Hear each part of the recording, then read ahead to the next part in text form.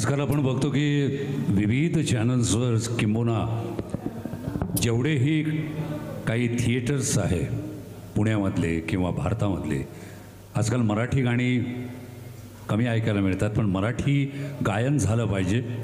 मग ते क्लासिकल असो, सुगम संगीत असो, शास्त्रीय संगीत असो. पुणे आयडॉलच्या वतीनं ज्या ज्या वेळेला प्लॅटफॉर्म मिळाला त्यातूनच काही सुंदर क्षण ऐकायला मिळाले. पुढील स्पर्धक छाया पाटील यांना व्यासपीठावर आमंत्रित करतो. त्यांचा क्रमांक